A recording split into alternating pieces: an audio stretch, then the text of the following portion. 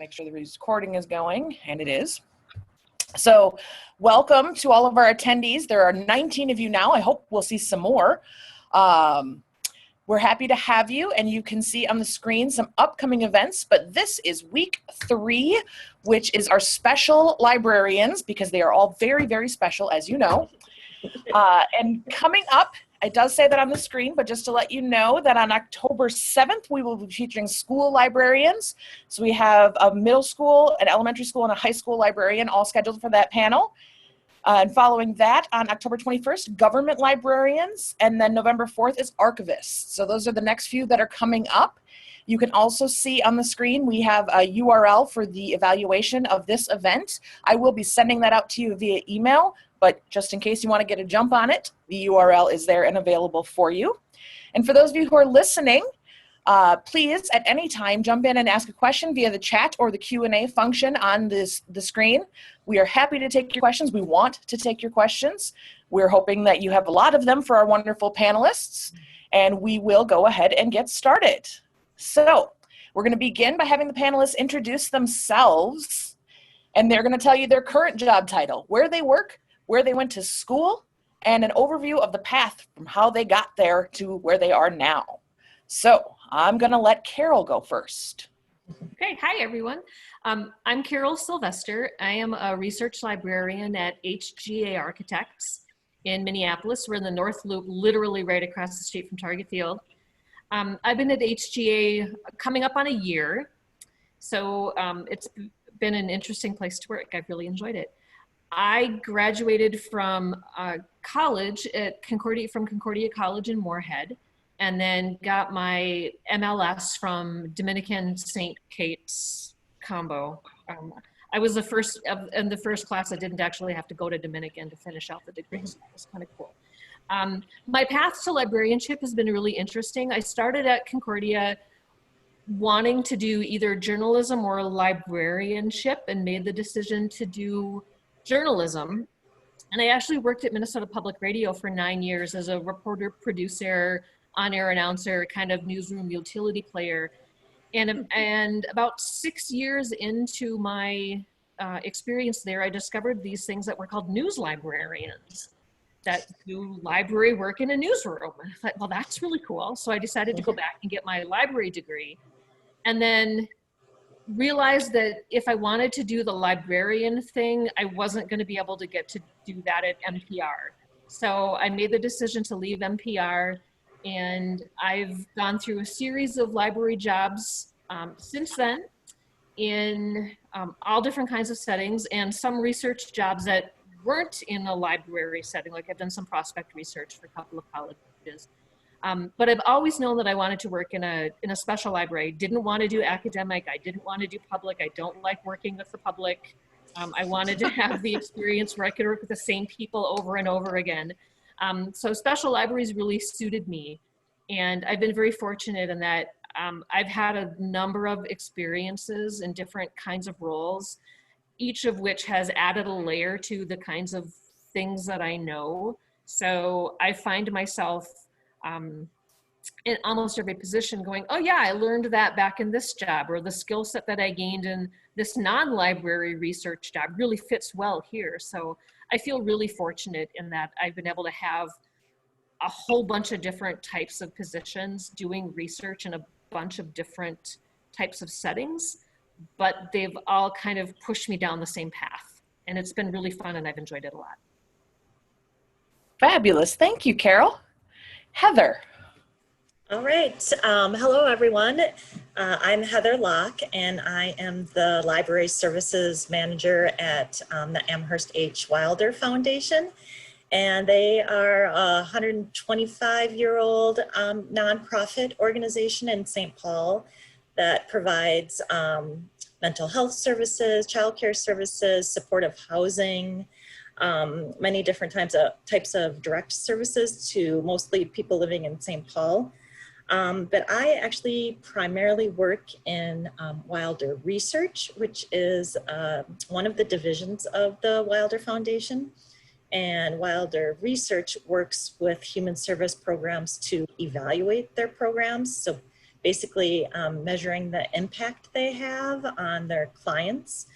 And then we also do kind of more general social science research. So we have a website called Minnesota Compass that tracks social indicators in Minnesota.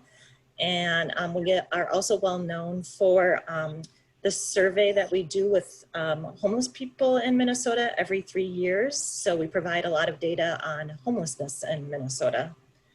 In undergrad, I majored in sociology and anthropology. And then I went to St. Kate's with Carol to get my MLIS. When I graduated from undergrad, I wanted to do applied social research. I wanted to be a social researcher. And that is what Wilder Research does. And so that first summer, I got my foot in the door at Wilder Research by becoming a survey interviewer. So I did data collection. And then I moved on and became a researcher. So I was a researcher at Wilder Research for about 7 years. But then I realized that to kind of go along the track there, I would have to go back to school and get a PhD in sociology. And I didn't necessarily just see myself in that role. So I kind of started thinking about other things that I might want to do. And I thought about the things that I liked about my job. And one of the things I realized was I had started like folders for all the projects that we worked on. And I loved organizing them. And I loved it when people came to me to ask questions or find information in those folders. And then at the same time, I also learned that special librarians existed because like Carol, I didn't even know that it was a thing. But one of my friend's parents worked at the Star Tribune in the library, and I'm like, wow, that is so cool. So I decided to go back and back to school and get my MLIS, and I did an internship in a different special library while I was at school, and I kept looking at Wilder too. And then when I was done with school, I actually thought I was going to have to leave Wilder because they did not have a library, and I even turned in my resignation. But then I started talking to my coworkers because I was actually very, sad about leaving Wilder because I loved many aspects of it. And we created a new position. And so I started the library and library services in 2001. And at first it was just me making my way, and I had like bookshelves like in weird places in our office. And I slowly kind of developed the services that I offered. And eventually we grew big enough where I now supervise 2 research librarians. I think that's it for now. Wow. Thank you, Heather. So I've been there 27 years. Oh my. I know. And founded the library. That's amazing. Yeah, it's a pretty lucky thing to do. Sarah. Okay, hi everyone. I'm Sarah Peters. I have the informal title that I give myself is Information Resource Manager and Researcher at General Mills. My formal title, though, is Associate ITQ Principal Scientist of Global Knowledge Solutions. It's a mouthful, and my company has lots of acronyms, and if I accidentally use them, please just say something in the chat. I'll try to correct myself and catch myself. I have a bachelor's in chemistry from St. Olaf College, and I didn't get my MILS degree till much later on, but I got that from UW-Milwaukee online school, and I discovered online school is way harder than in-person school, and so I would stick to in-person if I ever did this again.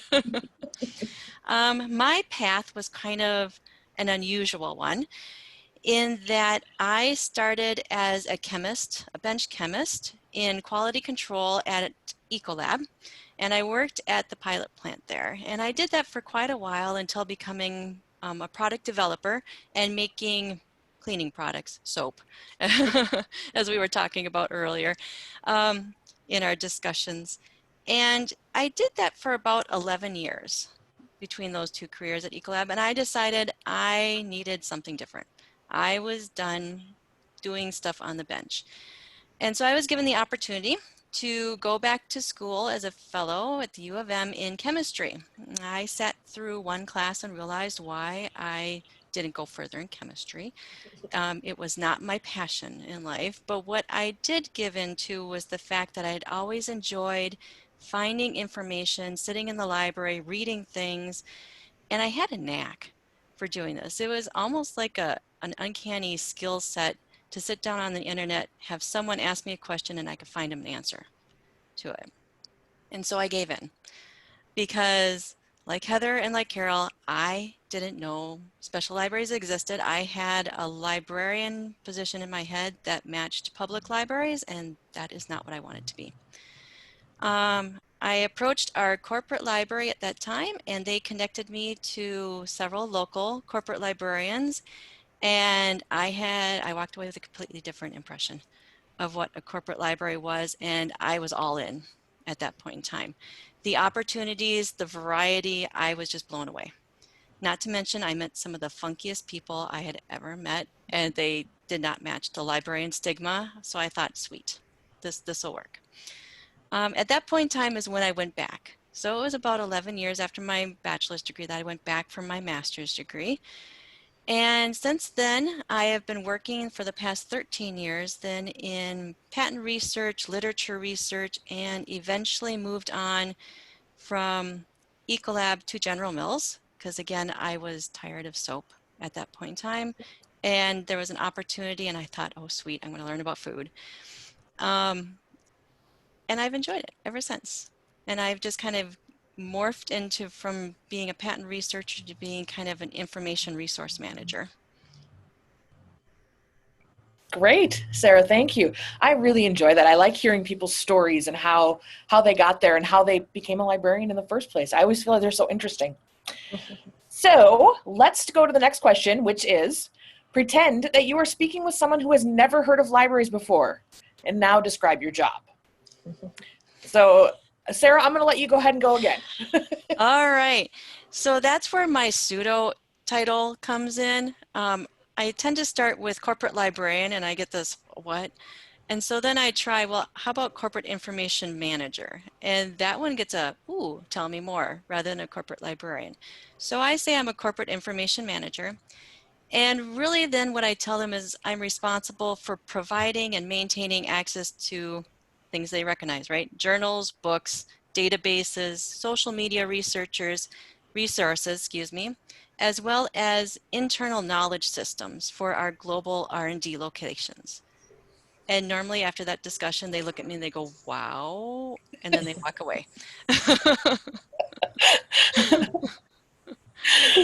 That's a good description. Heather.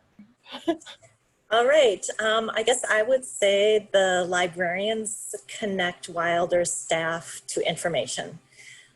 So we find research on specific topics. We look for journal articles, books, reports, websites to help our researchers in the office do their work, to write a report or to help them start a new project. And those information searches can range from 5 minutes to over 100 hours that we spend on trying to find information on a topic.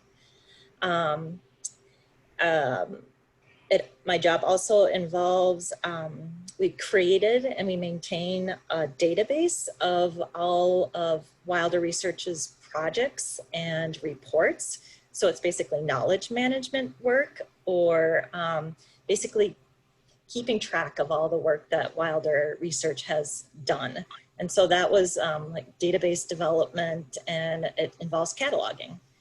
And then we also organize and post information on Wilder Research's intranet page. So basically we try to get information out there to help people with their work, kind of prevent them from recreating the wheel all the time. So we try to get information out there to help people do what they do. Then of course we do have a small like physical library collection. It's like less than 1,500 items, but we do look for resources that help Wilder Foundation staff do their work or that might be of interest to them. And so we catalog those and check them out and check them in.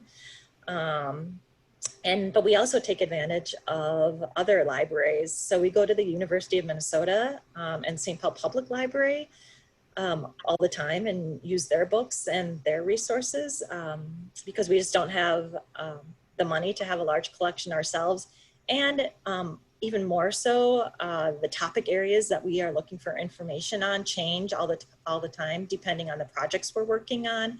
So a lot of things we would just use once and then we move on to a different project and we wouldn't need it again. We also kind of connect people to each other. Since the librarians do kind of keep track of what all of our researchers are working on, if someone within the foundation or someone from the public is looking to connect with a researcher on a particular topic, we kind of know who to connect them to. And then we also do a little archival work. We have organized the foundation's historical documents, and people sometimes have questions about the history of the Wilder Foundation. And so one of my coworkers has become an expert on Wilder history. And then we actually do many things that are not librarian related. We've just kind of become the people who do them over time. So we are copy editors too.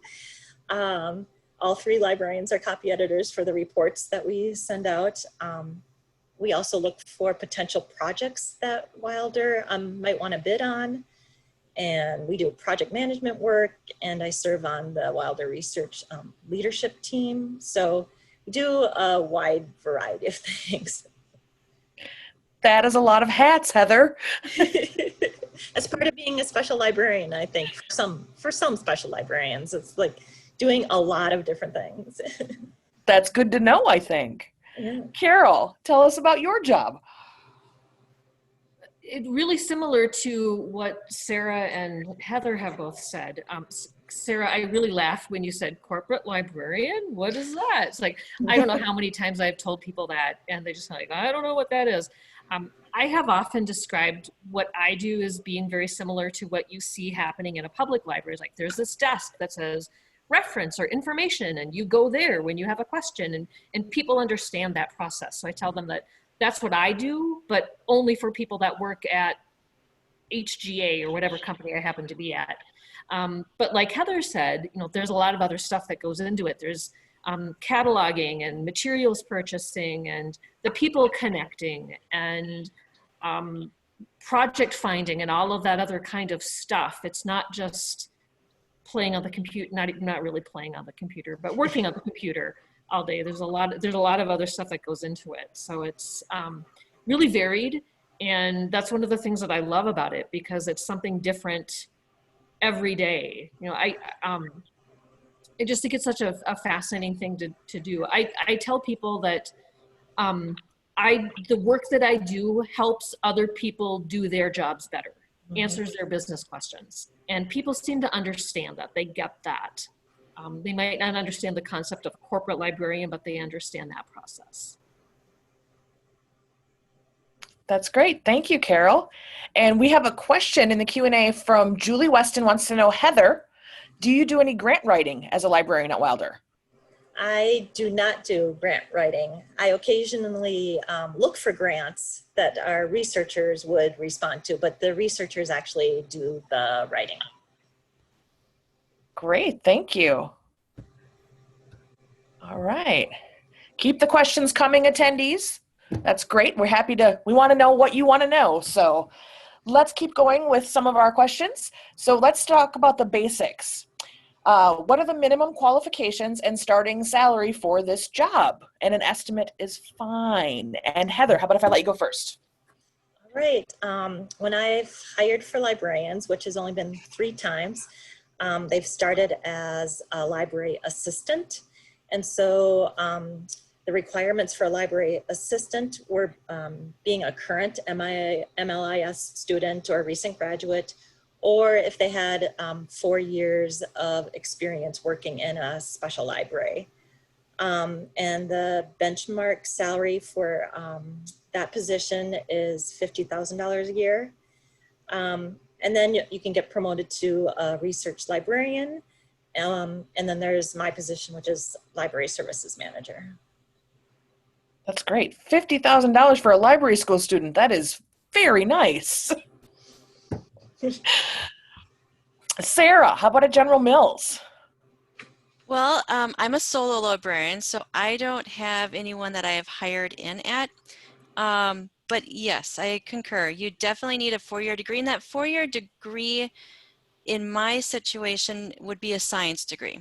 Not every corporation needs to have a science degree. Any 4-year degree typically would work. But if you're thinking about going into a corporation that works in research and development, having a science of some sort, physics, math, chemistry, biology, any of those, food science even, is a really good start to it. And then having a master's degree on top of it just kind of seals the deal, especially if you want to work in a corporation. The other nice thing to have for a skill set is a desire to learn and the willingness to accept change, because it comes at us all the time. Not only in the tools we use, but also in reporting structures or in just organization of the budgets, anything. It comes at us all the time. So you have to be willing to accept change on that. And then you also have to keep kind of not only an information mindset, but data science is huge. So if you come in with the thought that information is data, but it's broader than that, you can become quite a useful person when you talk to data scientists who think nothing but data, IT, right? Data, and you get them to realize that there's more than just data. That's really kind of the skill sets I think of and the qualifications you need to have. I don't have a good sense of salary. And the reason why I don't is because the only one I can refer to really is mine, since I don't hire anyone in, and I don't know the last time we did hire someone in for in the US. We've hired a couple times at our Mumbai location, because I do have coworkers in Mumbai, India. And so I don't have a good sense because I only have mine, and mine is based off of scientist salaries rather than kind of information world, IT world, business world. And so it seems a little skewed. When I started, a patent researcher, basic scientist or principal scientist at that time was sitting at the 60,000, 70,000 level. And I have worked my way up to being an associate ITQ principal scientist, is one step below a full manager. And so now it has definitely moved up a couple pay grades from that. I don't know, it's kind of nebulous, but it changes. That's okay. I mean, I think that's really helpful, kind of gives them something, and knowing that about the science, I think, is very helpful to know. So, Carol. I guess I would say what I have to offer is really similar to what Sarah and Heather said. I also have never hired for a librarian position. I can tell you that the positions that I have been hired into, salaries have ranged anywhere from $30,000 to $70,000, depending on the kind of company, whether it was public company or private company, small or large. So there's been a huge range of salary options there. I agree with Sarah in that if you're looking at like a specialty library, it really is helpful to have some sort of basic understanding of that particular industry, like science or legal or medical or something. I once tried to be a medical librarian, and it really wasn't a successful endeavor. But I have realized that if you're doing general business type research, which is kind of what I have, I guess, come to specialize in, it's really easy. Maybe not really easy, but it's easier, I guess, to move from industry to industry.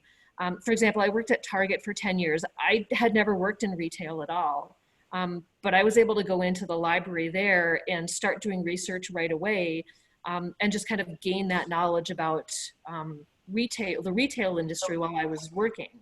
I did the same thing when I was working as a prospect researcher for Augsburg and St. Olaf's. Like, I didn't know anything about fundraising, but I knew how to research. Same thing at HGA. I've never worked in architecture, but I've been learning as I go. So it's like the basic skill set is there. And once you have that skill set, it's much easier to learn the particular language and resources and specific skills that you need for that particular industry if you have that underlying research skill set available, if that makes sense. It does. It's very helpful to know. We do have a couple of questions that have come in so far. One from Marilee would like to know, in your current role, what's a resource that you use regularly, she suggests weekly, to find information? Do you have a go-to resource? And I'll let anybody go who's got an answer to this one. Google? I'll say that. That's what I was going to say. It really does depend on what the question of the day is, but yeah. Google would top everything at this point in time, as odd as that sounds. But since we do patent in literature, it would be our patent database and our literature databases that would pull in a second and third for that. But I don't have one particular resource. We have we do a lot of work in healthcare and in libraries, and we have a database called Definitive Healthcare, which pulls information about healthcare systems. And then we also have some databases that focus specifically on libraries and museums that we use regularly as well. So there are some specific databases out there for the kinds of institutions that we work on, that we use. Heather, you got anything on this one? I would say the same thing. Google is usually first. It's always part of a search that I do, of course. And then we also have some specialized databases that we take advantage of. Like ERIC is a good one for education and human services, and Psych Info, and then just like the general kind of reference type databases we use to look for journal articles, Google Scholar, and then of course our own database that we've created. We have to use that all the time if we're looking for Wilder research created information.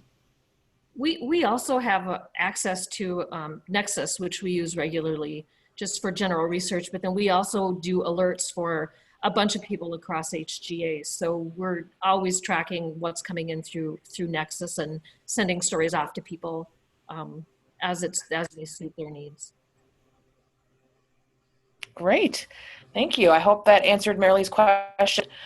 Stacy would like to know, is it isolating to be a solo librarian? And how do you create a cohort? I guess that one was kind of directed at, it could be Carol or I, because you don't have anyone either. Do you, Carol? We do. There are two of us here. Okay, so it is directed at me. Yes, it is isolating, especially when you wind up slammed with a whole bunch of stuff and your job not only requires you to do access to tools that of course go down at the same time that you get in a slug of journals that you now have to catalog, or books that you need to catalog, which you only do like once a year, so then you have to remember how to do them. Or you have to remember how to get MARC records for them, which I have given up on, and now I just manually do everything. And it's limiting in that when you try to think of new things you want to bring in, you have no one to bounce ideas off of, right? I could go to other people in my group. My group is actually quite large. It's Global Knowledge Solutions. The library is just one small section of it, but they don't understand library speak, right? I can't go up to them and think, well, what would be the greatest catalog that we could do if we wanted to have it be a universal solution to also find things? They would have no clue what that means. And even though I have co-workers that also work in information research in Mumbai, they are not librarians. So I can bounce ideas off of various databases or how to conduct a search or maybe the best format to return results. But when it comes down to the nitty-gritty of operating a library, it's a little bit of a struggle. Yeah, it's kind of a one-way conversation that doesn't sometimes end well. Thank you, Sarah. All right. We also have a question that says from Shannon, who wants to know, how is it decided when a corporate librarian should pull information for others to write reports versus the librarian actually writing the reports? I can respond to that. Okay. I think depending on the organization, both exist for sure. Like I know other special librarians who have to read what they find and digest it for their coworker. I happen to be in a work environment where I work with researchers, so that is what they do. So that's part of the appeal of my job, is that I get to find all the information and then I don't have to write it up. But I know definitely both exist. It depends on your environment, I think. Yeah, and I wear both hats. So I am an information researcher and report writer by heart. It is my passion. You, as a matter of fact, could get me on a soapbox to talk about my passion. We could go on for the next hour about it. So that is my first love. And that's why I went into this field, is because I love to find the pieces of a puzzle. I love to put that puzzle together, and I love to hand the report with all the puzzle pieces in place, showing my thought process to whoever requested. And it's normally product developers. I've always worked in a research environment. It's just what I enjoy doing. So in my brain, I actually separate it out. I have the librarian role and knowledge management role, but that is very different from my information research role, which I actually use as a relaxation. When I get too much library and I can't deal with it anymore, I take on a search request because it is something that relaxes me. And so I put on two different hats, and that's how it works for me. Otherwise, all of the research requests we get go to the information research coworkers that I have in Mumbai. I'm going to jump in here too. Sure. I'm all about the research. I love the research part of it, but I have learned that people don't want just the raw data tossed at them. So we always do provide some sort of summary or little write-up about, you know, the key points that are here. But I don't consider myself to be a subject expert. I'm the searching expert. So if someone came to me and said, we'd like you to do a 10-page report and on the information you found, like, no, unless I get some extra help with that, because I'm not the person that knows anything about this. I'm the person that knows how to find the stuff about it. And I can do, you know, basic summaries and so forth. But writing a full report would scare me. Heather, I'm really impressed that you guys can do that. I think that's a good distinction, Carol, that you're there to find the information, not to know everything. We do have a few more questions. Elizabeth wants to know, do special libraries ever hire retired people as part-timers or use volunteers? Again, anyone can answer that. Well, I can jump in first this time. When I first started at General Mills, yes. We did have a person come in and assist when we had a physical library. Since then, we no longer have a physical library, so we don't really bring anyone in to assist, although I am hoping to get someone to assist because I've discovered I'm a terrible cataloger. And so hopefully in the future, I can work on something like that. I've never worked in a library that brought in volunteers or retirees, a special library. Okay. Heather? I haven't done that yet either. We've thought about it before, and we could definitely use the help, but in the end, it always honestly seems like too much work to figure out how to have a volunteer and make sure, then we'd have to train them and make sure that they always have the right thing to do. But I'm not opposed to it, that's for sure. I just get kind of overwhelmed by the thought of it sometimes. Good to know. Okay. Julie would like to know, where does the library sit in the company organizational chart, and who do you answer to? Anyone? At HGA, we ahead. sit in marketing, and we answer to marketing communications people. But I've worked in other places where it's been in IT or other kind of places as well. Okay. So we move around quite a bit, and there was a recent change, recent being a year ago, which actually in corporate time is probably quite a long time, but it was about a year ago. And so Global Knowledge Solutions sits underneath, it's another acronym, so let me think about how it's NTSRA. It's New Technology Solutions and Regulatory Affairs. It sounds like an odd place for us to sit, because we were originally part of what was called the shared services, which seems like it would be something for a library. But we were moved underneath there because they grouped that group into what is called CORE, another acronym, and that is the Center of Regulatory Excellence. And that combines all the groups that R&D scientists use to get their jobs done and to make the products safe. So in the end, we are sitting within a regulatory function, and that regulatory function reports to the director of R&D. That's fascinating to me. I know nothing about corporate librarianship. Heather. So in Wilder Research, we have the researchers who are organized in different research units. And then we have we call it core services too. They're like support services, people who do data analysis, data collection, communications, administrative support, and the library. And then all the managers of those units report to a director of operations who reports to the executive director of Wilder Research.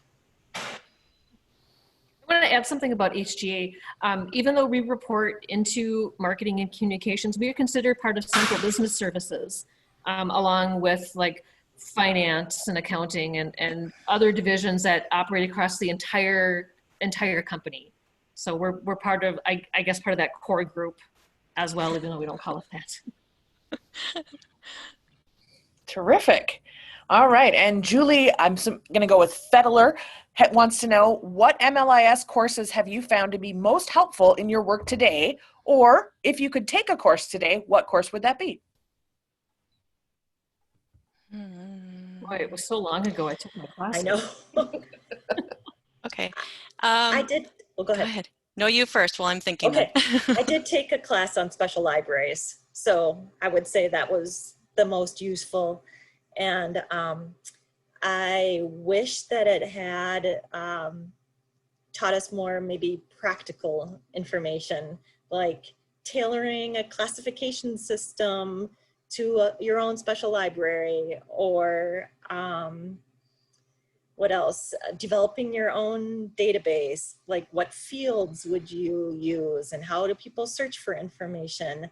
Or I remember being thankful that I had my internship because I learned how you route periodicals to your coworkers. You know, we attach little paper routing slips to them and send them along the way, which, you know, some of those practical things I can see why you're not taught them, but they are things to consider and you have to always learn on the job. So for me, it was information architecture, which is website development, because I am responsible for developing and maintaining web pages.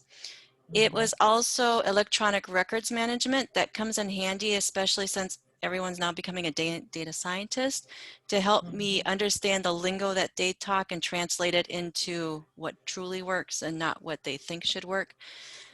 And the one thing I really wish I had, believe it or not, is business finance. I am responsible for a budget, but I have to admit the lingo sometimes goes over my head. I understand it. I know what's important. I get it done. It all works out.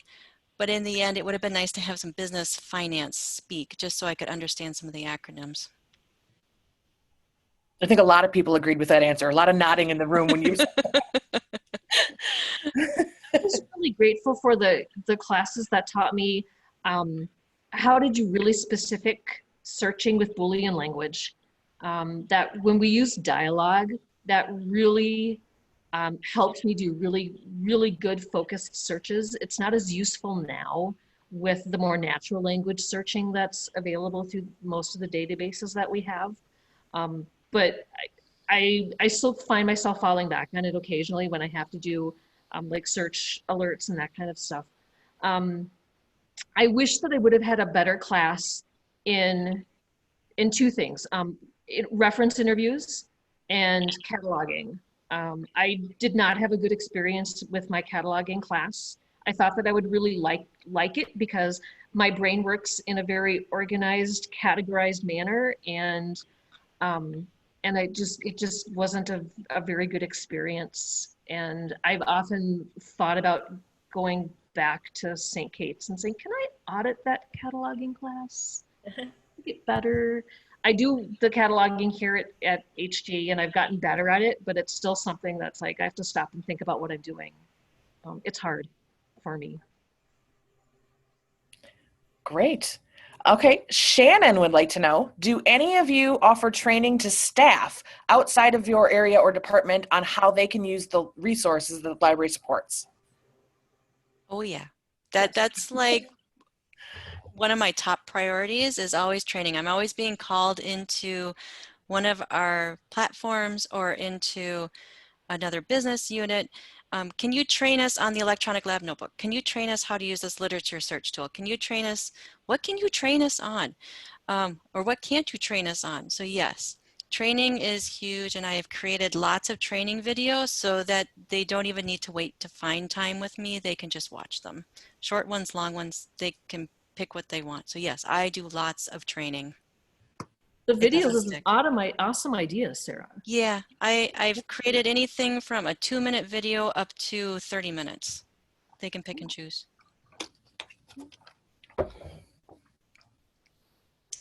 I don't do a lot of training. I feel like earlier on, we thought we would do more training, and we did do some on like internet searching and how to use this database.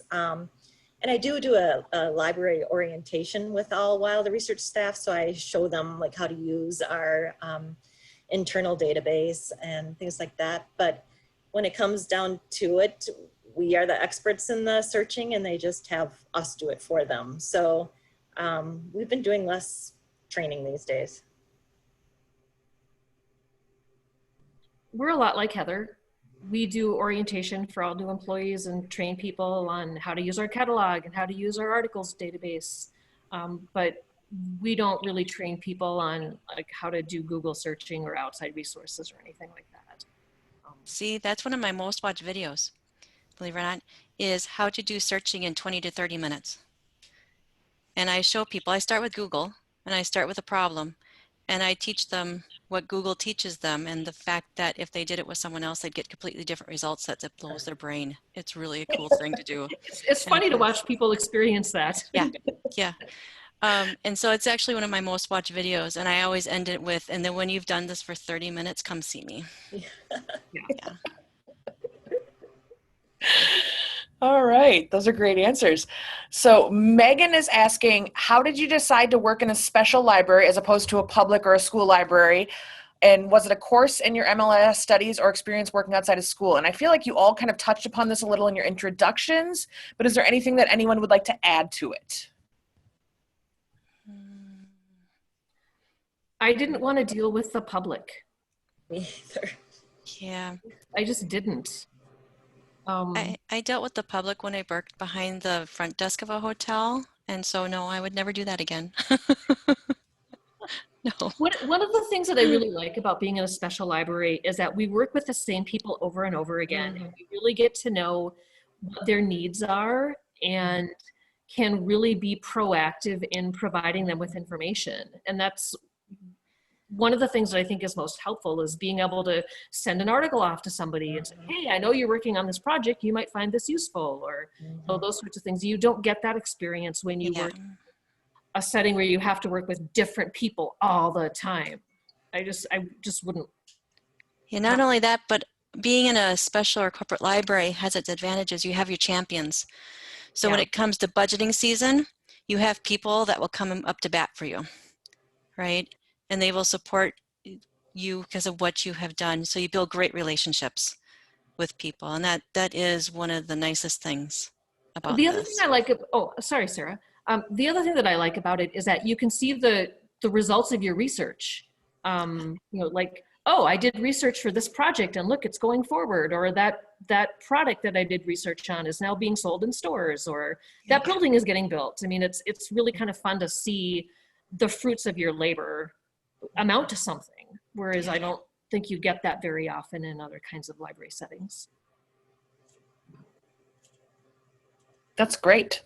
And I would say vastly different. The first couple of weeks that we did this, we did academic and public librarians who were all very much, I wanted to work with people. That was their like number one thing. And so I think, you know, depending on your own personality, we're seeing the differences here. Well, we do work with people. Yeah. We all work with people. We all work with people. And that's one of my favorite parts is working with people, but it's the same people over and over. Yeah. And the relationship. I think the relationship Carol said is key. Yeah, the relationship focus. That's a really good thing to note, I think. All right, we appear to be caught up on our Q&A questions and our chat questions at the moment. So we're going to jump back to the panel questions that I had sent out to you guys. So we left off talking about minimum qualifications and salaries. How about if we talk about the hiring process? And I know we kind of touched on this a little bit. I know Sarah has said you've not hired anyone for your job, but how about getting hired? Any of you want to talk about the process it took for you to get your jobs? Again, I'll just let you kind of dive in. So I can dive into this because I remember being hired most recently at General Mills, so I can do that. Typically, you know, it always starts with a job posting. And in this case, I think I even saw it through the Minnesota SLA posting site, believe it or not. And I responded to it because I just happened to hit a lot of the qualifications, and it was still local because I didn't want to move too far away. It was all of a sudden going to be north of the river, which I had swore I would never live on one side of the river and commute to the other side. But I did it because it was an interesting opportunity and I love Cheerios. So I thought, what better than to work at a company if I could get the job? So I applied for it, and then it was an interesting one because it was the first time I had ever applied online. Before that, you know, I hadn't applied to anything for, oh my gosh, 11 years, right? So that was all paper. This was the first time I had to do something electronic. So now I'm dating myself. And it was an interesting experience because I had to keep track of emails. And I hadn't done that before, at least not for a business where I knew I had to do certain things at certain times and send in certain documents when they requested them. Once that was all there and I had received notification that they would like to talk with me, they did that by a phone interview, was my first one. And it was a new experience for me. I hadn't had a phone interview either. There was lots of newness about this one. That's why it stuck out in my head. So I had a phone interview with my now current boss at the time, and it wound up being more of a conversation than an actual question answer section. And it was, I came away from it kind of jazzed. And so I knew at that point in time I'd probably be likely to return for an in-person interview, and I did. I was called in and it was an all-day interview. I talked with all the primary people that I would be working with or that I would need to be working with. So not only the people who were in my group at the time, but also intellectual property managers, because I do intellectual property management. I talked to the head of patent legal because I was coming in as a patent researcher. So I had to make sure I was working with them. I talked to some of the scientists. So it was an all-day event, and I think one of my tests was figuring out how to get from the main headquarters, which is at the corner of 394 and Highway 100, to the Research and Development Building, which is 15 minutes north of it, tucked away up a hill in a neighborhood. So I had to navigate to get there, and in between there was another General Mills building, which I turned into and realized it was the wrong one, so then I had to continue on to get to my second interview. So it was quite the process. And one of the other things that I did when I had my in-person interview is I had to have a video conference. Technology has improved a lot since that video conference, but I had to interview with the manager of the Mumbai coworkers, my Mumbai group that I call them, because they had to make sure I could have a presence on a camera, that I was understandable, that I didn't talk Midwestern fast, and that I could hold a conversation and I was a general pleasant person, right? That I didn't ramble. So that was another new experience for me.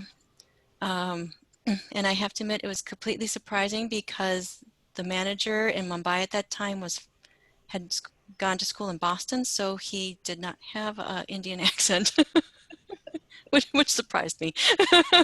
It's not what I was expecting. So I think they were testing whether or not I could keep my cool with surprise. They were testing me a lot. And then after that full day of interviews, I got another call back, and it's a drug screening one. You know, when you get these, when you work for a corporation, you tend to get a drug screen.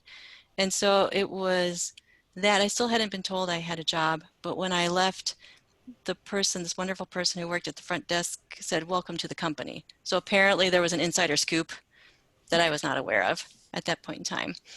And that was the next thing I heard was, yes, I got the job. And so that, it sounds like a long process. It was probably a matter of 3 weeks that all of this occurred over, from about the end of July to about the second week of September is what the timing of the whole process was. Wow. All day interview. Oh my. All day interview. Yeah, so I had to pass the eating test, you name it. I had to pass a whole bunch of stuff. Heather or Carol? I can go. So I've hired 3 times, and so basically first I have to make the case for why I need to hire someone. And then the position is posted on the Wilder website like any other Wilder job. And then we had an interview team, which is basically consisted of other librarian and a researcher. So it was just 3 of us, and went through the resumes, called, like 5 people in for an interview. And I think maybe we called and asked some follow-up questions and then checked references, and that was it. So I didn't put people through the ringer like you had to go through, Sarah. The only thing I will add is that there have been a couple of jobs where I've been asked to put together a presentation. My last research job before joining HGA, I was given a company name, one of their competitors, and they said, do an hour-long presentation on this company with no guidance about what to include.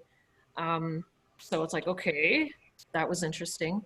And I've also had some interviews where I've been told that I would be given a problem, like a research problem, and 20 minutes to do research on it to see what I could find. But otherwise, my experience has been really, really similar. I've done a lot of one-person kind of interviews, a lot of 5-person panel type interviews, phone interviews, video interviews, kind of everything. Yeah. So when we hire people in to do research for our Mumbai team, they go through a screening test. Now they have to answer so many questions, and it's not so much whether or not they can use the tools, because more often than not, they may not have seen them before. So we give them a quick overview of how to do it, but we want to learn their thought process. That's what we're looking for. Can they pick out the important information in the request? Can they find resources? Can they assess the resources and pull out the right, or the stuff of the information that would be important to the person asking the question? Yeah, so we always give an assessment test. And that's a half-day test that they wind up taking. Wow. Is that right away in the screening process, or is it like after they've been through a couple of interviews? Like, where does that fall? No.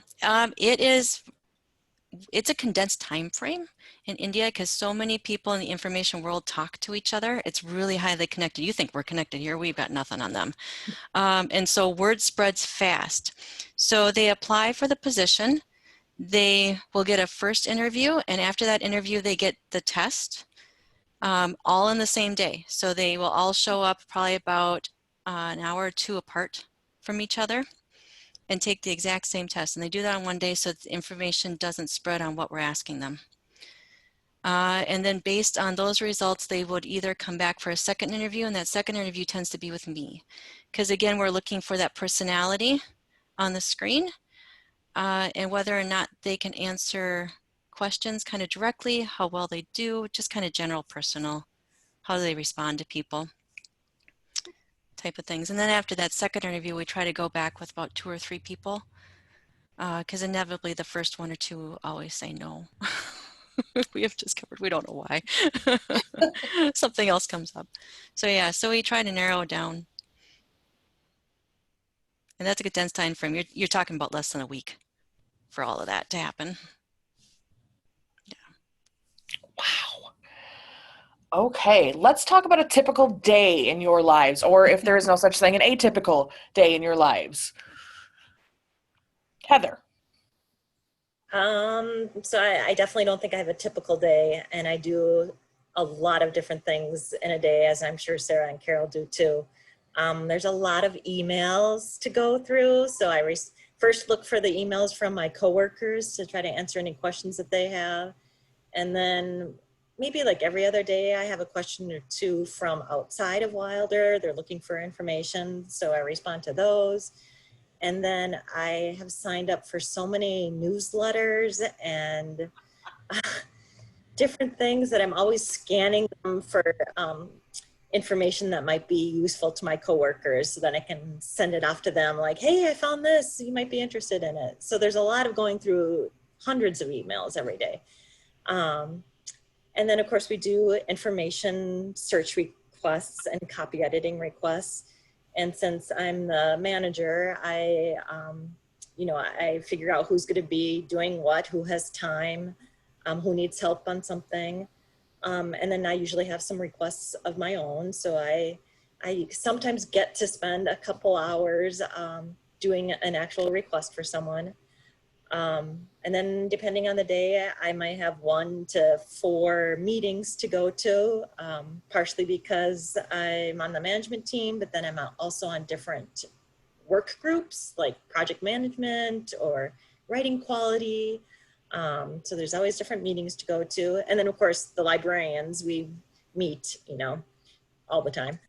And then when we're in the office, we do have a physical library. So people are actually coming in and asking questions and looking for something or just to chat. And then like so many other just little things. So I feel like I hop around from thing to thing. And of course, I'm sure like everyone, you never get done what you intended to get done in a day. Or a month. A year.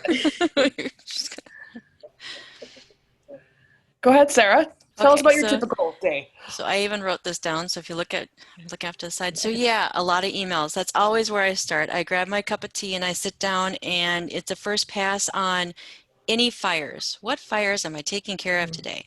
What resource has gone down that they need not access to, and am I getting IT involved, or if this is something I have to deal with the vendor? Any rush search requests where all of a sudden they needed something 2 days ago and they realized that. Any issues with our internal systems, our electronic lab note, SharePoint sites, you name it. And then recently, because data science is huge, halting mass downloads of data for text mining. Our contracts don't allow that, and so I have to tend to stop people from doing that. Once I get through my fires, then I go back through the emails and I look for things that just need follow-up. Training, we talked about training. So who has requested training? What meetings are coming up that I'm doing training on? Is it a kickoff for new things, or is it just a rehash of something that I told them a week ago? What other resources people are interested in? They tell me about books they'd like to have and whether or not I can find it electronically or not. Modification of web pages, any questions, any sort of questions coming from my internal systems group. Again, the electronic lab notebook, records management, you name it, any questions coming from them. And then anything coming from my Mumbai crew that I work with. Do they have issues with resources? Do they have questions about search? We'll sit down and talk about search because they don't always understand what a US product is because they don't have it there. Makes sense. If I tried to research something from an India food product, I probably wouldn't have a clue, and I'd have to ask them too what it was. On top of that, like Heather mentioned, meetings. So today was my meeting day. About every 30 minutes to an hour, I had a new meeting from different topics. It could be knowledge documentation. It could be training was another one I talked about. It was how to create a new way of doing search across our internal stuff. Those were just a couple of them that I do. An atypical day is when I have nothing in my email. And I actually then turn my computer off and turn it back on because I think something went wrong at that point in time, because then I don't know what to do with myself. So that's really kind of a more typical day. And once all that's done, then I can get on to my actual work, right? Carol? Yeah. Email all day, every day. Yeah, we do alerts for business developers and architects across the company, looking for relevant information, leads on projects, etc. So I think about 30 of those set up that, range from, here's one article on this to here's 70 articles on this in one email. So it's like one alert might take 5 seconds to look at, might take 10 minutes to look at. So that's kind of where I start. And then I'm also responsible generally for our library email box, which is where all of our newsletters, most of our newsletters and so forth come in. So like the first 90 minutes to 2 hours of my day is email. And then there's meetings, yep. And then there's cataloging, and then there's research, and then there's, I can't find this book on the shelf. Can you help me? And where's that code online that we need? And, oh, I can't remember my password and I need to reset it. And yeah, all that. Somewhere along the line, there's research. It's done, but, now that I'm talking about it, it's like, darn, there's like a lot of stuff we do that, and mail. I'm responsible for the mail, the pile of mail that comes into the library. I go through all of the magazines and all the newspapers, and when do we do research? See, I have an easier time with the mail because all my bills are electronic, so the only thing that comes to me are magazines, and since we don't have a physical library, they go in the recycle bin. Oh. I don't even think about it. Well, we do have a physical library. Yeah. So I go through all the, like every magazine, I flip through it. Is HGA mentioned? That's one of the things I look for, is like, what articles, are there articles about our projects, or people that, articles that someone at HGA has written, because we track all that, and we have a file and we keep all of that. So it's a lot of the same stuff over and over and over again, but it's always different too. And yet different. That's what I was going to say. It's the same stuff, but different. Yeah. All right, we have a few more questions in the Q&A. One for Heather. Heather, do information search and copy editing requests arrive via email, or do you have a form on the internet for Wilder folks to use, and do the requests get captured in a knowledge base? So we do have, let's see, what's it called? A QuickBase application that we use across our office. So like I mentioned, those other support units, data analysis, communications, admin, all of the requests for all those units go into this QuickBase database. So it's beautiful. We've only had that for maybe, I don't know, maybe it's been 5 years now. And before that, it was emails or people stopping by or a phone call, and then you had to like compile all of them. So it's great having one place where people have to submit their requests. And then now I forgot the second part of the question. Do they get captured in a knowledge base? Oh, yes. This is not very fancy, but we have an Excel document where we track all the searches that we've done, which is extremely helpful because of course you get a sort of a repeat question. You're like, I remember doing something sort of like this. What was that? Mm-hmm. And so then I can quick search that Excel document. And then for all the searches that we do, we complete a search summary. So basically, who asked it, for what project, what was their question, and then where we searched and what search terms we used. So then that can be helpful for searches in the future. And then we use Zotero, which is a reference citation manager, kind of like EndNote or RefWorks. That's what we use when we do searches to capture the information. So you just have a folder for each search that you do that lists all the journal articles or websites, and then that's how we share that information with the person who requested it. But then we keep them too. So we have all these Zotero folders with all the results of our previous searches. So that can be very helpful. Thank you, Heather. And now Marilee has popped up in the chat and said she would like to ask everyone that same question. So Sarah and Carol have to answer it too. So I'll just repeat, do information search and copy editing requests arrive via email, or do you have a form for internal folks to use, and do the requests get captured in a knowledge base? Sarah or Carol? So yes to all the above. We do have a form. We have a form for patent research, we have a form for literature research, we have a form for social media search. And if people know where to find them, they're still shocked they have a library, but if they know where to find them on the library site, they use them. Otherwise, they do email directly to our technical library email box, which is a perfectly fine way of doing that. And then once they connect with us, they also email directly to individual researchers who have worked with them. So we get it from a myriad of places. More often than not, it still winds up on that research form because they either send it to us or we send it to them and say, please do it. We do have a collection point for these. We have a SharePoint site that we use. It's called a SciTech list, and that keeps a running list of all the research we have done. Not only does it house who has done it in these documents that they fill in, but it also houses the results.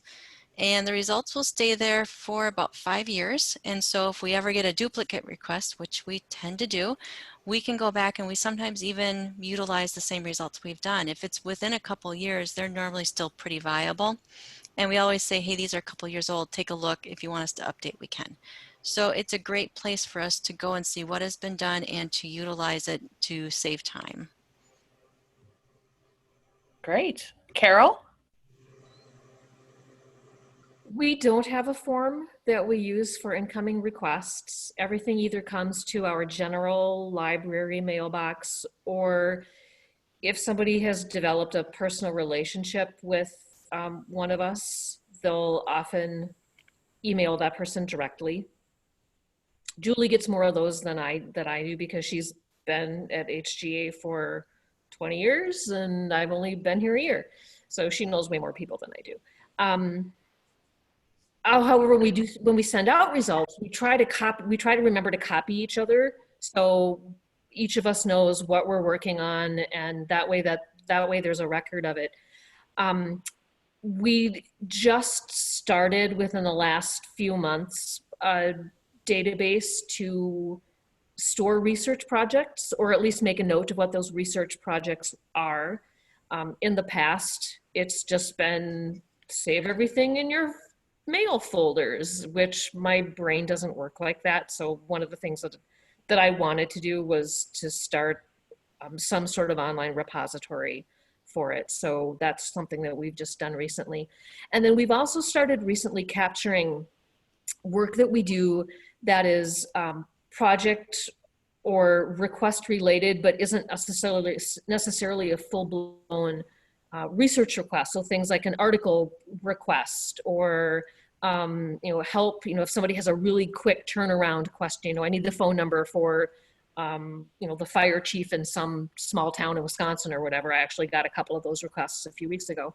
So those little quick ready reference kind of questions that, require 10 or 15 minutes, but still take up time. We've now started to track those kinds of things as well, just kind of for our own knowledge to see how much time we're spending on those and who's requesting it. I don't know what we're going to do with that information. But I guess we don't really have anything like really formal at all. A lot of it is email based, I guess. Great, thank you. To add to that, so Sure. even though we have a form for an information search request, it's almost always beneficial to then actually have a conversation with the person, because what they put down on the form for what they want is not really the type of information that they are looking for, or it doesn't accurately represent. I want to know everything about X. Yeah. But really, what question are you trying to answer? Right.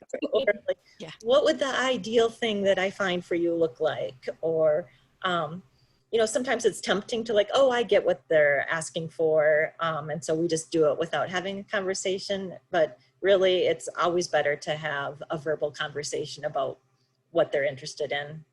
I have a really, really good example of a situation, like if you would like to hear it. When I was working at Target, we got a request in for somebody who wanted information on mobile advertising.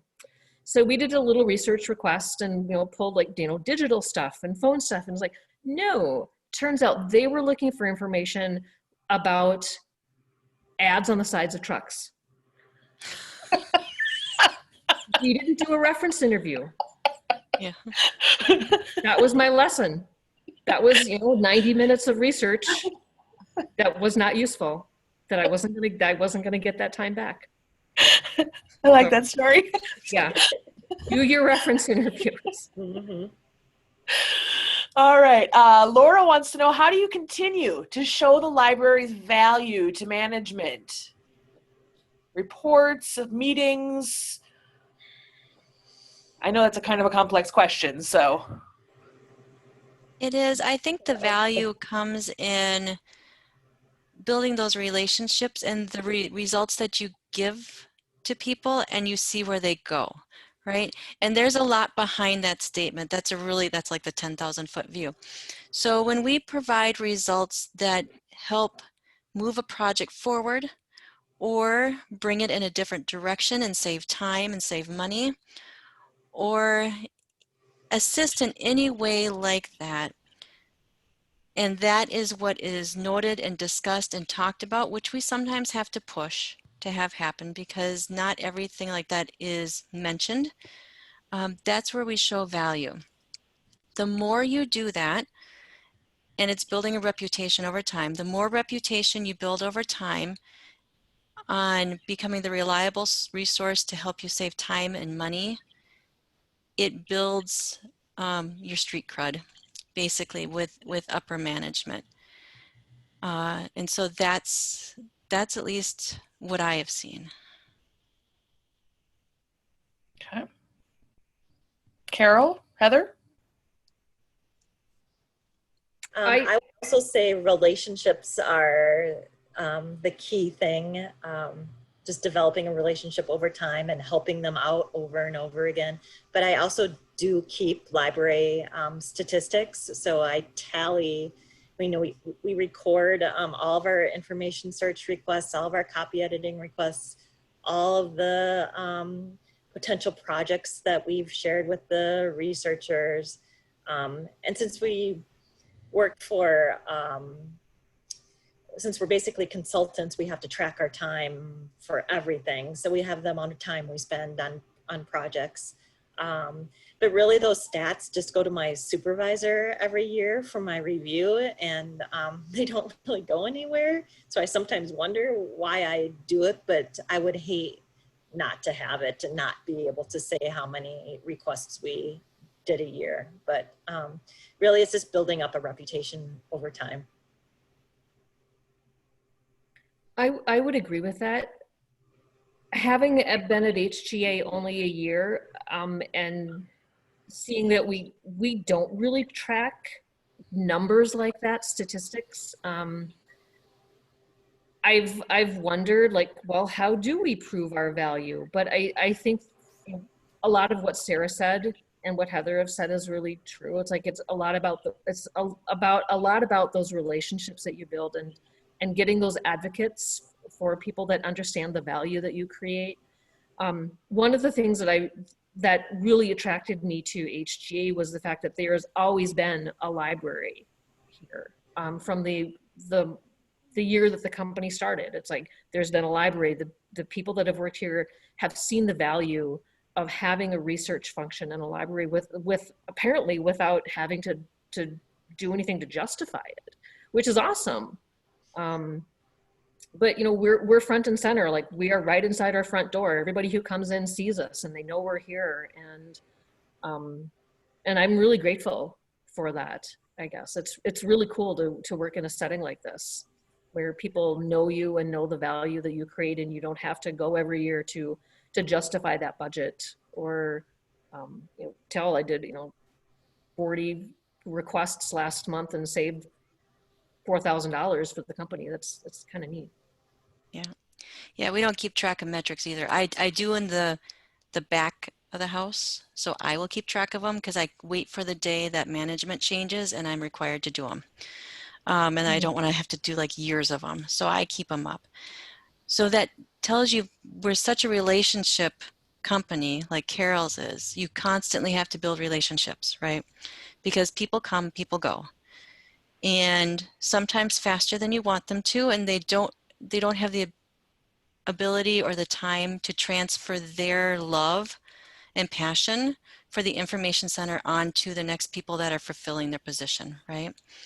I've had retirees, knowing that they're going to retire, march down 2 or 3 people and introduce them to me in person, saying, you have to get to know this person, you have to talk to them, and they will help you immensely. I've also had people who were passionate about the information center disappear, downsizing, outsourcing, you name it. And then I have to start again with the group, find the next person to build that relationship with. So it is a constant thing. Relationships are not as easy as pulling metrics, but I think they bring the bigger bang for the buck because they have the stories behind them. That's a really great answer to that. All right, I got one more, and this one's for Sarah from Shannon wants to know, since you work with people in Mumbai, is working in different time zones an issue? It all depends on if you like to get up early or not. No, it isn't, because I've always been an early bird. And so as long as they promise not to start meetings before 7 a.m. my time, unless they really want me not cognitive, and they've done that sometimes because they do have a good sense of humor. So they will pull a 6:30 meeting on me, and it's mostly just to laugh at the fact I sit there staring at them. It is fine. It works well. A lot of them are willing to adjust their times too. And the reason being is it is a jam-packed city. And this was before COVID, before everyone was off the streets. And so people like to travel on the off hours. And so they would tend to adjust their schedule so that most meetings can occur between 7 and 10 in the morning, our time. Nothing really later than that. And they don't expect us to work earlier, and I never expect them to work later. I am totally stunned recently when I had someone text me on my instant message machine at like 12:30. I'm like, why are you still up?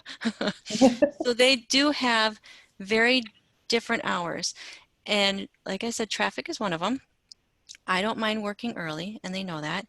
The other thing is temperature. They shift their daytime to start really at like 10 in the morning, and they work till about 8 or 9 at night.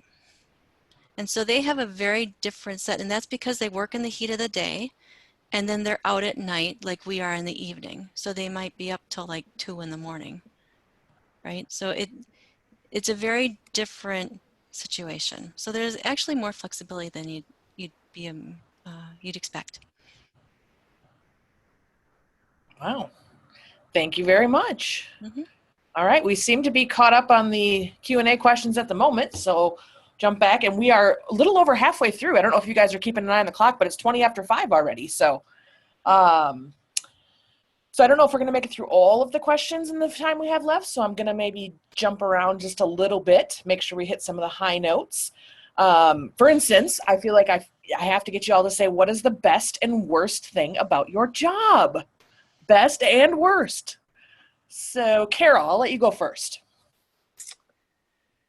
I have always loved the research part of my job. The search part of what I do has always, I mean, that's what has gotten me out of bed in the morning. I also love the process of developing those relationships those long-term relationships with people. Those are the two things that I really like. The worst part of my job. I don't know. I don't know that I've identified a worst part yet, at least for this particular role, this job at this company. Had you asked me that when I was trying to be a medical librarian, I would have had a lot of answers for you. But there isn't a worst part yet at this job. Yet. Yeah, there might be. I don't know, maybe, but I just feel really lucky right now that this is a really good fit for me, and that it lets me do what I'm good at.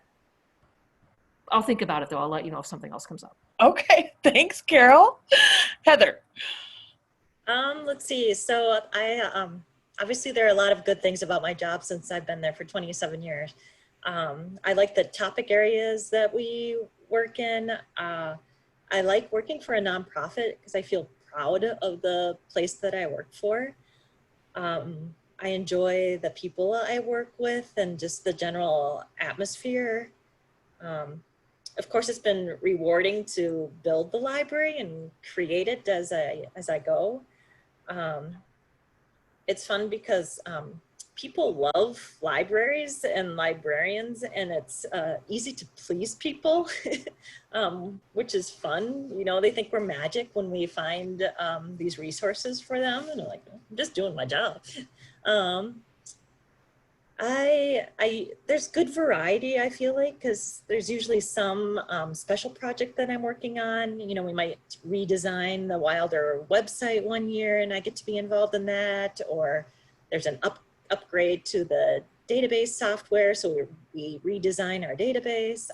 So I always feel like there's something new to learn and work on. And I get to know a little about a lot of things, and I don't have to just focus on one specific topic, which I really like that.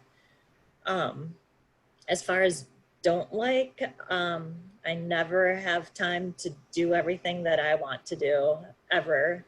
And I've had some good ideas on my to-do list for 5 years, and like I just never get to it, even though I know people would like it if I did it, but there's just not enough time ever. So that's frustrating. And then there is a little bit of feeling like I have to always be careful to justify our services and justify our space and justify having 2 librarians. It doesn't actually come up very often to a serious level. Well, it's never gotten to a serious discussion, but there's always an undercurrent of why don't you have more billable time, or do you need 3 librarians? So there's always that undercurrent of worry, really. But overall, it's great. Well, the next time someone says, do you need 3 librarians, show them your 5-year-long good idea list. Good idea. We'll add that to the list. Sarah. Oh gosh. My favorite part of the job is watching the aha moments. That moment when you provide a resource or you provide results and they look at you and they think, oh my God, this is the best thing. Aha, you just saved me a ton of time. That is exactly what I needed. Or that is the coolest idea. I didn't even know we had that and that we could do that. I call them aha moments. They're not very often, but when they happen, it lasts for like 6 months when I remember it. And this is where the relationship comes in, because depending on the person, I have even watched an aha moment happen through an email where they have copied me on an email that they sent to my manager and to the director of HR on an aha moment and how it impacted them based on results that was done. So those are the things that are really kind of the best things that happen. I'm right there with Heather on the worst things. And They don't number the good things. Good things outnumber the bad. But when I have a bad day, it really piles on. And it's the inability to get caught up. You juggle so many balls, not only in one day, but then everything else kind of piles up too. I have things that I have asked other people to do, and they wind up on the same days that all my other resources go down. And I just can't juggle all of it. And then, as I mentioned before, finances. I hate dealing with procurement. Don't mind dealing with vendors, don't mind that end of it, but getting stuff through procurement for payment, yeah, I'm going into renewal season, and I can tell you right now, I'm going to need lots of dark chocolate to do this. So. All right. We have another question from Laura, wants to know, do you have a favorite or bizarre reference question that you can share with us? And I'll take anyone on that.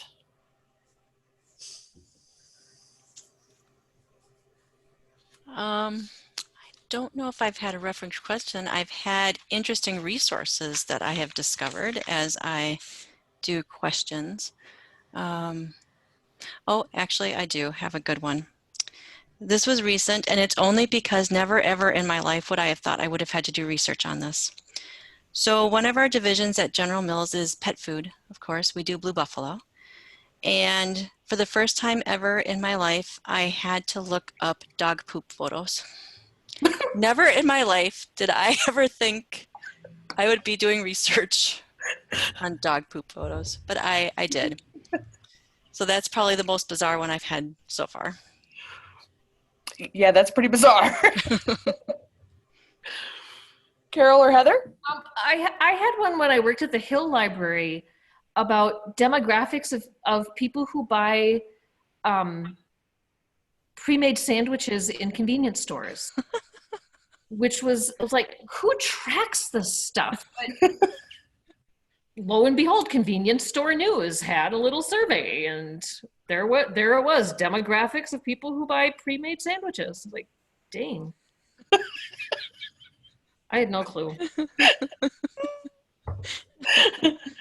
Heather? I guess I finally thought of a pretty bizarre one. So we, Wilder built a new building and moved in, and it's a green building. But there were lots of complaints about various aspects. And one of the complaints was the hand dryers in the bathroom. And so, I can't remember the specifics, but there was something about the noise level of the hand dryers. And then of course, the perennial question of like, are hand dryers worse about spreading germs around? And then we also did a search for different sign options for like unisex bathrooms. Wow. Yeah. But otherwise, you would think most of our search requests are probably kind of boring. Very social research related. I thought of an answer to the worst part. Okay. Now that I've been thinking about it. And it isn't really like a specific thing, but one of the things that really annoys me are requests that people could handle on their own with a really quick Google search. Like the question I had a couple of weeks ago about the phone number for the fire department in X town, Wisconsin. It's like, okay, I'm happy to do that for you. But that's a 5-minute Google search, and most people would know how to do that. Maybe they, and I don't know the circumstances behind it. Maybe they were running off to a meeting or whatever and needed the information, but it's like just those little things that I keep thinking, like, you should be able to do this on your own. Like, why? Like, that's low hanging fruit. Come on. But I wouldn't necessarily say it's the worst, but I do find those kinds of requests annoying occasionally. Especially if I'm working on something else and I need to take my time away from that. Okay. Let's talk about professional organizations. I think you're all SLA members, but outside of that, or in addition to that, was maybe how I would say it, tell us about any other professional organizations for your job, and do you belong to them, and what benefit does this give to your jobs? Carol. I am currently an SLA member. I am not a member of anything else at the moment, but when I was doing prospect research, I was a member of APRA, which is I don't even remember what the acronym is, but it was a prospect research association that was geared toward people doing development, fundraising, research. A lot of the same skill set. But I'm not really a member of anything now other than SLA. What benefit is it to be in your SLA? Oh, I forgot that part of the question. I think it's really, really good for networking and finding other people that are working in a similar situation, especially if you're coming in new to an industry. Like when I first started at HGA, I said before, I've never worked in the architectural industry. I don't know anything about it. My colleague, who has been here for many years, started a little group of other architectural librarians around the country. And now we have a little chat once a month. And that's been really useful. So I think it's really good for networking. I think the national conference every year is good. I think the local chapter is really good. I'm an officer in the local chapter. And I guess it's just, all about the networking and the resources that people can provide and being able to have somebody else that you can talk to bounce a question off of, or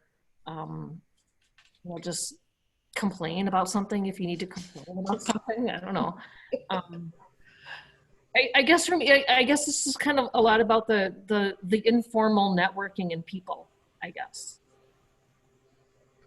I would agree. I would say this panel wouldn't exist without your connections in SLA, as a matter of fact. This particular panel, as a matter of fact, since you were the one who volunteered for this and then connected me with Heather and indirectly to Sarah. So yeah, definitely agree. Heather? I am a member of SLA too, and I think I have been since I was a student. And that's the only association that I'm a member of. But it's just helpful to get the resources sent out by the National SLA, and then of course the Minnesota chapter too. Going to meetings or presentations is useful. I've been to the SLA conference once, and now I'm about to attend the virtual one this year. And I find that that's useful because it forces you to step back out of your everyday work and kind of think of the library services on a different level. Oh, what else should we be doing? And how else could we do it? And should we not be doing this anymore?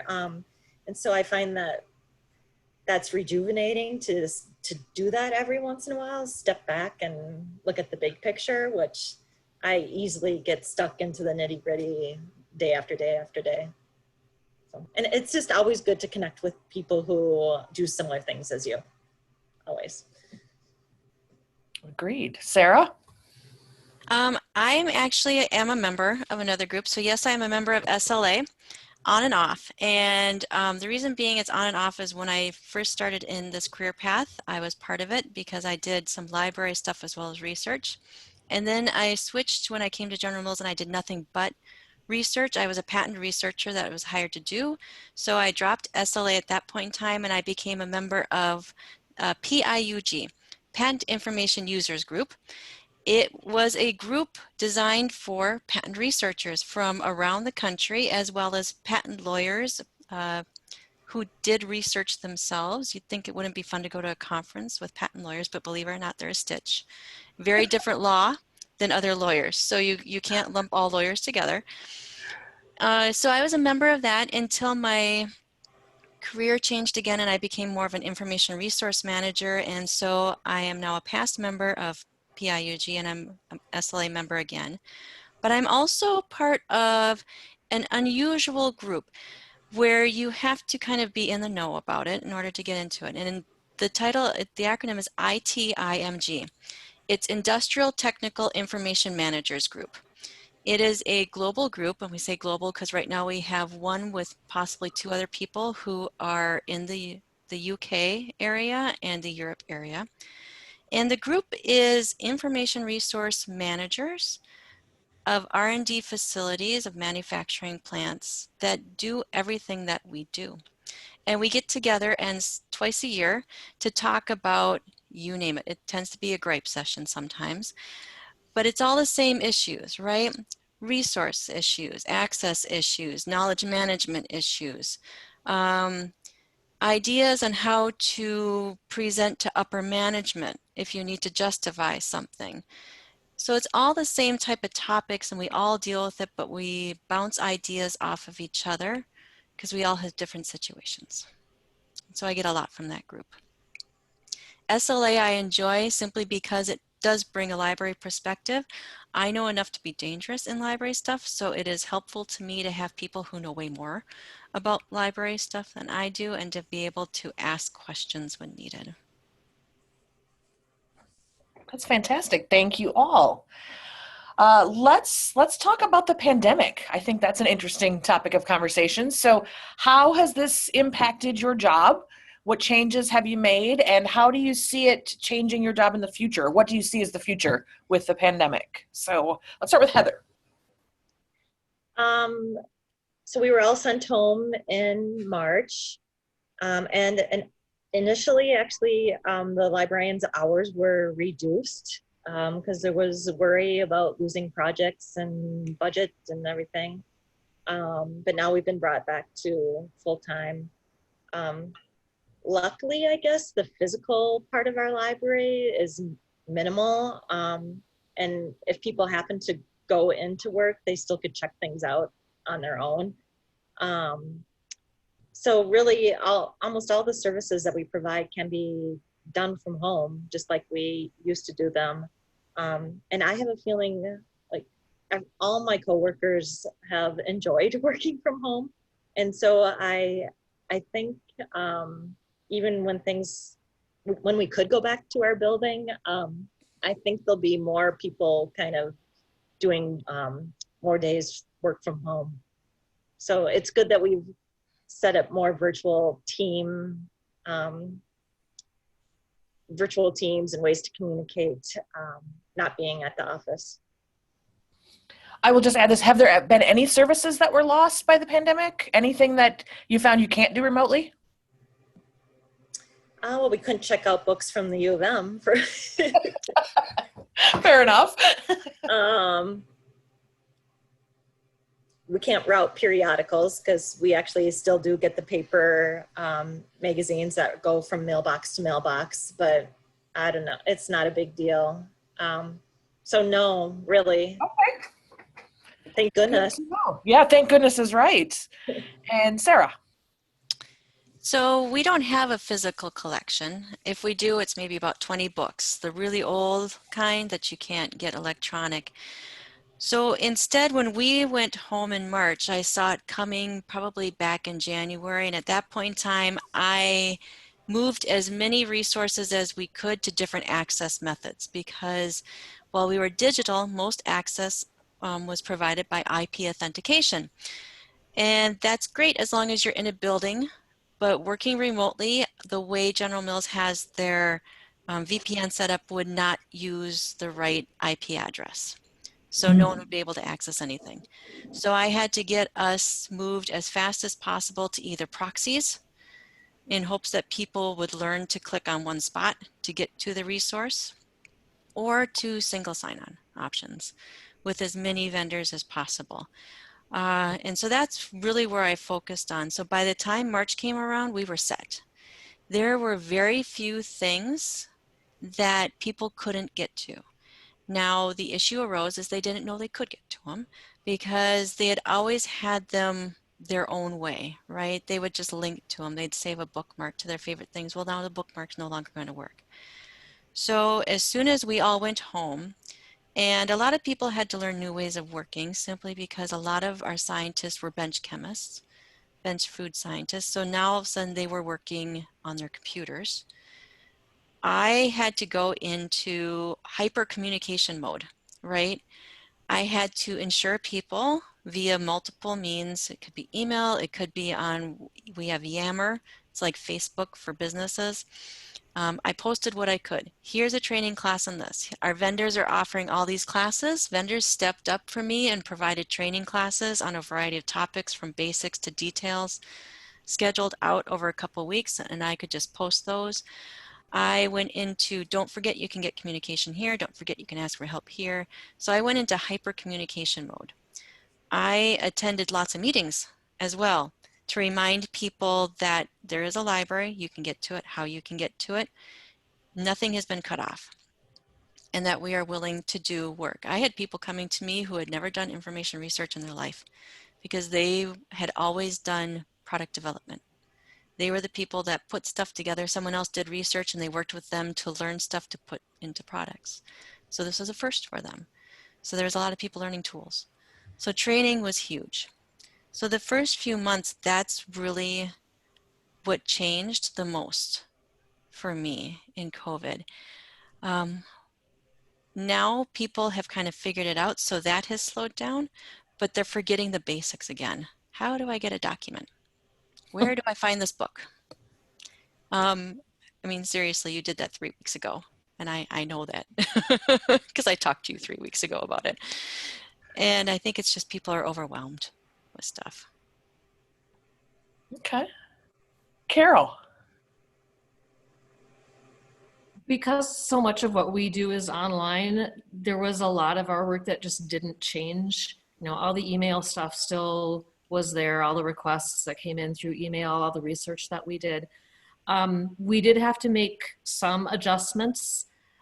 Like Heather, we stopped routing our magazines. We do have an office manager who is here in the office every day. And so if we really, like if somebody really needed a book checked out, we could email her and say, can you find this book in our shelf and send it to this person? And, you know, check it up, put their name on the library card, and I'll check it out to them electronically and file the card when we're back in the office, kind of thing. We had to make arrangements to have the mail sent to me. So before we came, so we were sent home in March, and then we made the case to come back into the office, I think in June, maybe, to do things like cataloging and shelving and that kind of stuff. So prior to that, our office manager was sending the library mail twice a week to me at home, and then I would ship it back to her. But other than that, it really hasn't changed a ton. HG has been involved in a fair number of COVID-related projects. So we've been involved with some research along those lines. But the day-to-day operations of the library isn't actually all that much different now that we're coming into the office once a week and taking care of some of that physical stuff. Most of what we do is still online. That is good to know. Not a huge impact. Library services are still going strong. That's good to know. Okay. So let's go with, what about your future in the library world in general? So do you think that your library within your organization is here to stay? Or are you seeing some changes on the horizon? Anything along those lines? Sarah. I think it's here to stay. General Mills, and even from Pillsbury, when they acquired Pillsbury, have had long-standing libraries. It has always been an important feature. Information has always been front and center on anything that people do, and it's instilled in them. So I think we are here for the long haul. Will we be the same? No, that will change, and it will need to change as we adjust to the new world of data science. But the role of information in library will still be there, yeah. Okay. Carol? I agree. I mentioned before, HJ has always had a library. I get the impression that it's valued enough that there will always be a library. Some of the services we provide may change.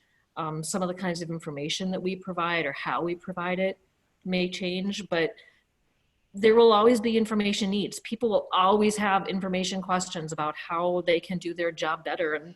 And nobody wants to go to Google and get 200,000 hits back and not know how to deal with that. I've thought that for years, actually. That, you know, so there's always going to be a need for somebody to take that information and weed it down and deliver the best results to whoever is asking for it. So like Sarah said, there will always be a need, but you know, what we do might change, but I don't think it's going to go away. And Heather? I think I worry a little bit more than Sarah and Carol, but overall, I think, I don't think I have to worry too much, as long as the other two have mentioned, as long as we keep evolving and saying yes to new things and taking on new and different roles, not necessarily library related. You know, we do so many different things right now, and I don't know who else would do them. So there's some job security in that. Like if you take on many different roles and are the experts in those, it makes you pretty valuable. So hopefully here for a while. Okay. One of my favorite questions is, what didn't you learn in library school that you wish you did? But somebody already asked a version of that earlier, so I'm gonna let that one pass. Oh, I have an answer to that question though. Oh, As okay. we were just thinking, and this really wasn't something that was taught back in library school when I did library school, but I'm really interested in it now and want to know about it. Data visualization, and how do you provide information in non-textual form? Okay. That's the topic. And I'm trying to figure out how to apply it in a library setting when you're not dealing necessarily with statistics. But that's something that I wish that I would have learned more about. And if you find a good class, let me know, because that's something I could do too. I could learn how to do that. And it's not even infographic, although that's going down the same path, because sometimes you don't have numbers, right? Yeah. It's just how do you There's an pull something SLA together. session about it, or an on-demand session. Is there? Yeah. Okay. Check the program that just came out. Okay. But I'll let you know if I find anything. Okay. Working. This is what we're doing, right? Absolutely. That's what we're doing here. So we have just a little over 10 minutes left. So is there anything that you all would like to share with us that I have not asked you? Anything that you've thought, oh, this would be a good thing to tell them, a funny story that you just have a burning desire to tell, anything at all that you'd like to share? That is an awesome question to ask at the end of reference interviews, because that's when the real question comes out. All right, well, consider it. There you go. The end of your reference interview. Come on, Carol. I guess when you think about special librarians, it takes a unique personality to work in this environment, right? Because you have to be willing to adapt, you have to be willing to change, you have to be willing to try different things that you may know nothing about, and you don't necessarily have to become experts in it. I have become the connector of a lot of things, and people come to me and the meeting starts with, Sarah, what don't you know? Because my name is scattered throughout a whole bunch, and that's because I become the connector for things. So you have to be somewhat of a people person. That doesn't make me not an introvert. I am an introvert. But you have to be able to work with a variety of people in a variety of situations and be willing to change. Those are the things you really have to think about if you want to work in a corporate library. Mm-hmm. It's a good answer. I agree with that. Yeah. Like I said before, you have to take on non-librarian, what you would think of as non-librarian things, and be willing to say yes and evolve. Watch for opportunities. On the flip side of that, I also think it's important to know when to say stop. Yeah. As a librarian, because I'm just infinitely curious about what I'm reading and where does that link go? And oh, look, here's this interesting article. And 2 hours later, I've learned lots of stuff, but I haven't answered the research question. Or, you know, I'm finding the same information over and over and over again. I mean, I think it's really important to know when to be done. Yep. And done can include not finding an answer. Yes. Sometimes And the it's answer is that okay. there isn't any information. Yeah.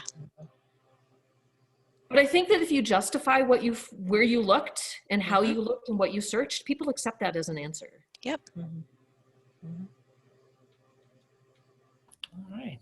Are there any final questions from anyone who in attendance today? Anything that you'd like to know that we didn't cover? We have a couple minutes left.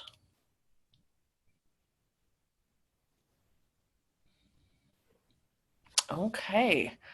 We'll give them just a second, and then, oh, I'm seeing somebody pop something up in the Q&A. I'm just going to quickly share my screen again because I want them to be able to see our upcoming sessions and that evaluation link as well.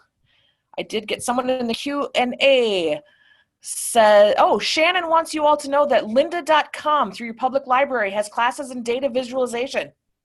I'm writing it down. Hang on. Lynda, L-Y-N-D-A, lynda.com. Thank you. Yeah, you're welcome. So you can connect through your public library for that and get those classes for free.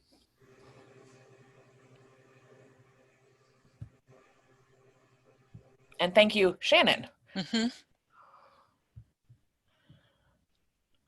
And there are a lot of people in the comments who are saying this was very interesting and very fun and very engaging. So seems like you guys were a hit. I would wholeheartedly concur. And I will just say before we close off, thank you all so much for agreeing to do this. I thought it was fascinating. I would say special libraries is the library branch I know the least about. So I feel like I learned a ton listening to all of you speak today. I think you were agreed. I agree you were very engaging, very interesting. And I really appreciated you giving your time to us today to do this. If anyone has any follow-up questions, feel free to reach out to me and I can go ahead and connect you with one of our panelists. I'd be happy to do that. And I'm sure they would be willing to answer any questions that come up in the days to follow. Anne, is there anything you would like to say before we sign off? Just thanks everybody for coming. There's still time to apply for a scholarship to MLA or ITEM if you are in one of our newer librarian categories. You can find that on our website. And we also have other scholarships that are still open to apply for too. But I really am enjoying all this. I've always worked as a special librarian. I worked at 2 special libraries in Washington, D.C. So listening to all this does not reflect my experience as a special librarian. So you can always learn things, even if you think you know. So one of the things I think is interesting is we always were in that billable hour category, which if you can possibly avoid that in your special library career, I highly recommend it, because that is that endless convincing people that you're valuable because you're earning money. You know, I worked for the National Restaurant Association. That was a great job, I have to say. But we were a member service. And that was a big service that they sold people to join, to pay the big money to belong to the association, because then a member could call and ask us any questions they wanted.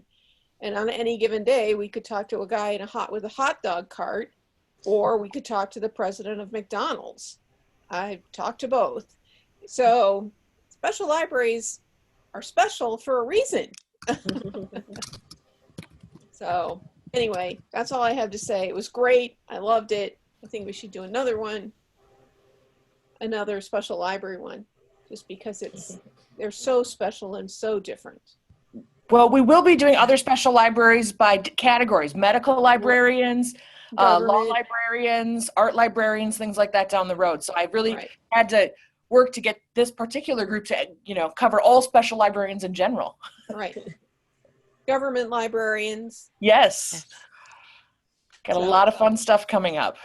Anyway, thanks again. It was great. Yes, it was wonderful. Thank you all so much for participating. And to our attendees, I hope we'll see you at future events. Have a good night, everyone. Great. Thank you. Thank you. It was great talking to you guys.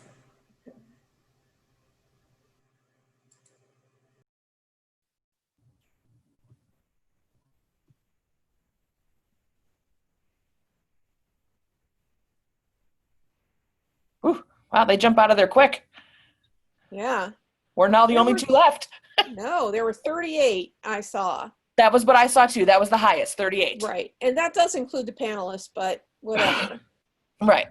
And I checked before coming in, there were 86 registered, but that's Mhm. for the series as a whole. So, Right. but there were a lot of new registrants for this one because I think we were in the 40s after the 2 weeks ago, the last session. So I would guess probably about 40 people registered just after seeing this, which is fabulous. Yeah, I do. I mean, and you're keeping a running total by type or by session or whatever. By session, yeah. Yeah, because I think that's an interesting.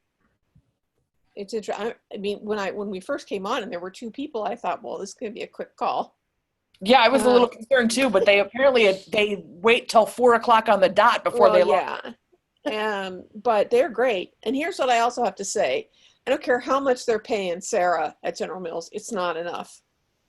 No kidding. Oh my goodness.